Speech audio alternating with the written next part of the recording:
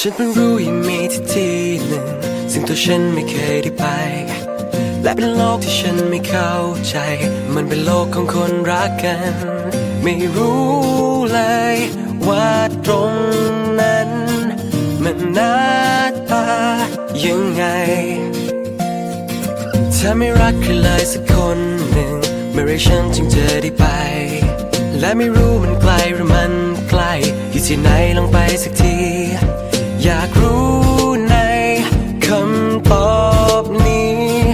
แล้วไม่รู้ว่าเธอที่ก็รู้ไหม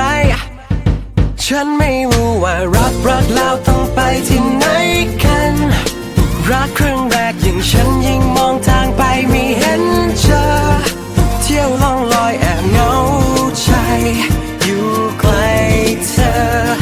ช่วยรู้ตัวสักทีโลกของคนมีรักที่จบด้วยสุขหรือทุกข์ใจทฤษฎีเล่มไหนจะมายืนยันไม่เห็นมีถ้าปลายทางคือหัวใจเธอคนนี้ฉันคงขึ้นสวรรค์ที่วันนี้ยังคงค้นหาอยู่แต่ก็รู้จะเป็นเหมือนกันถ้าเห็นฉันแล้วใจของเธอสั่นแบบที่มันแทบหยุดหายใจถ้าฉันคิดที่จะไปแล้วเธอเองจะไปกับฉันไหมฉันไม่รู้ว่ารักแล้วต้องไปที่ไหนกันรักครั้งแรกอย่างฉันยิ่งมองทางไปไม่เห็นเธอเที่ยวล่องลอยแอบเหงาใจอยู่ใกล้เธอช่วยรู้ตัวสักทีโลกของคนมีรักที่จบด้วยสุขหรือทุกข์ใจทฤษฎีเล่มไหนจะมายืนยันไม่เห็นมี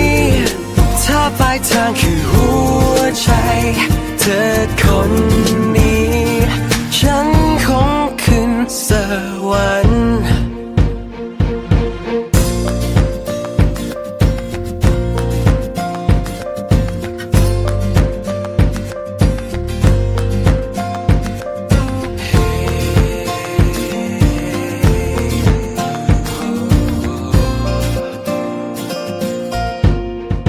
ฉันไม่รู้ว่ารักแล้วต้องไปที่ไหน